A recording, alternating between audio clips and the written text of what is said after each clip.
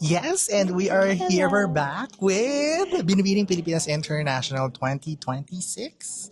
2025. 2025, yeah. We will be competing in the Yes, 2026 edition. you got it. Ayan, congratulations Thank you ka. so Parang no isang much. araw lang, we were just sitting down for a feature interview on I YouTube as well. know. Yeah, it flew by so fast. I'm so grateful. Thank you also, the Crown, for all of the support and the love throughout my journey. Kat, during the coronation, we noticed na when your name was called, you're very emotional. And we Yeah. remember during our interview then, you were Yeah. very much overwhelmed because you were talking about the support that you're Yeah. receiving from the fans. Yeah. So, after nung announcement or after the program, who was the first person you approached to hug or to thank as part of your The victory? first person that I hugged, well, thankfully, my dad was able to get up on stage. So the very first person that I hugged after I was crowned was my dad. And when I hugged him, he whispered in my ear, "This is one heck of a Father's Day gift." And I was like, well, you have BPCI to thank for that. So he was the first person that I hugged. Oh, you know what? No, we had a group hug. We had a group hug when they called my name. So that was, the first. I mean, I think that is also what made me cry even harder when they announced my name was the fact I couldn't believe that I was called, but the fact that there was just this resounding amount of support and love from the girls behind me, and to think that we were all chasing after the same dream, and that is so humbling, right? When you feel the love and support of someone else who has that same dream as you, and they're happy for you that you got that, even if it means that it didn't go to them. So I'm very, very grateful for that. They've been so sweet, sending me messages of love, even up until now. I'm so grateful for the sisterhood. So yeah, it was a really nice moment to share. Even my Beanie sisters from 2023 were there. So to have, that full circle moment, to have my dad there as well, my team from Davao, it was really special. It was really a night that I'll never forget. It's always a question to Binibining Pilipinas International, Kat, because you're scheduled to compete next year pa. So how are you going to spend and make sure that the momentum is sustained up Yeah. until next year's Well, edition? truthfully, this year and a half of waiting is like the best case scenario for me.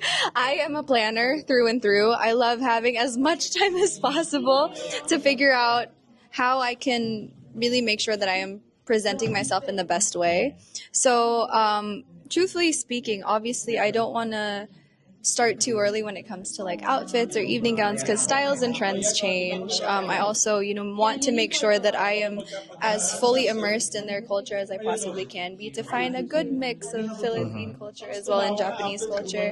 My main goal, honestly, for the next year is really just to go around Luzon, Visayas, and Mindanao and work on advocating for things. I want to really get as well-rounded in terms of like being a Filipina through and through before I even think about, physically planning my journey. I really want to make sure that I am the best version of myself, and I can represent the Philippines 110% with depth, substance, and clarity. So to do that, first, of course, I have to immerse myself with the community. I don't look at pageantry as like just, a stage sort of performance. It's definitely about the woman you are off the stage with substance. So yeah, I'm looking forward to spending the next year around the Philippines. Yes. You've been getting a lot of commentation. We've been reading a lot of commentations on your performance at Q&A because a number of Binibinis had like a struggle in terms of understanding the question on stage, which we know technical Yeah. problems really happen. But Yeah. in terms of you, what was going through your mind? Because,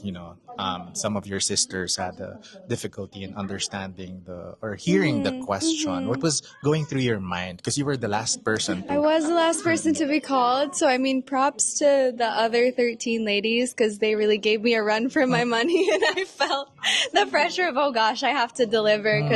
But I mean, good pressure in a way that, they had already done so well, and of course I wanted to live up to the expectations and the standards that they set before me. At that moment in time, if I'm being honest with you, my heart was beating so loud I could barely hear anything. I had heard the first line about lies, but I didn't quite catch the middle part, so I didn't hear the fake news part. I had heard lies told 1,000 times become the truth, and then I heard something about pollution, and I was like, wait a second, that does not add up. And so when I was about to, I was like, wait a second, could you say that again? Because that does not quite make sense to me. So when she repeated it and said fake news, I was like, okay, that was the key that I needed. That was a missing piece.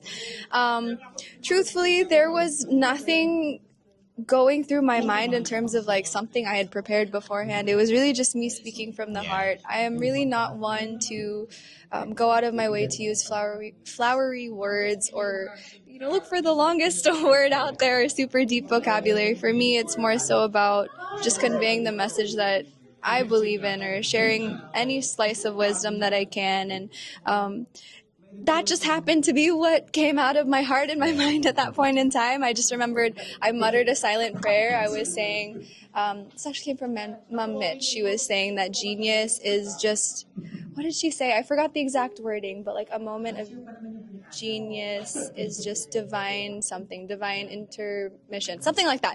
Intervention, something like that. And so I remember I like muttered that because I loved that sentence. And I was like, you know what, thy will be done, Lord. If this is for me, I will have this moment of genius and I'll come up with something on the just spot. Speak from the heart. Yeah, because I was like, you know what, either way, I don't want to, it's always been my thought process is I don't want to put on a facade, right? That's not the reason why I'm here. And, I am, this whole journey has been about me being here regardless of people who might disapprove or regardless of me not necessarily fitting the exact mold. So it wouldn't be doing my journey, it would be doing it a grave injustice if I was going to stand there and talk about things that I didn't really believe in. So luckily it paid off. Luckily it worked in my favor. So I'm grateful. Destiny naman talaga. Kat, when you won the evening gown, best in evening gown, what was going through your mind? Because it has been a parang theory na sa pageant space na when you win a major award in Binibini, you have a crown in the Parang bag surely already. ka na. Yeah. You know what? I really, really, really wanted best in long gown just because, as I mentioned earlier, the gown really meant a lot to me. And I'm so, so grateful again to Sir Louis for bringing it to life. So parang dun pa lang, I wanted to win long gown for myself, but also for him because I felt like he deserved that. Okay. At the same time, I was called last in top 14, right? So I was standing there with the best in long gown sash. So I was like, oh my gosh, may mga maganda dito.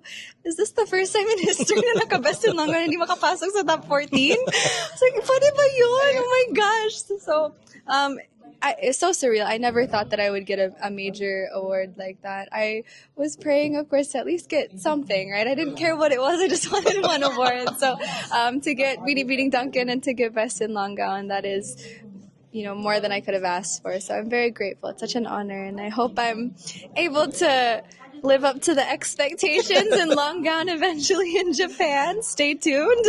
Congratulations, Kat. Your message to all of your followers, to all of your supporters na sobrang saya. Nagtatawanan lahat after you won.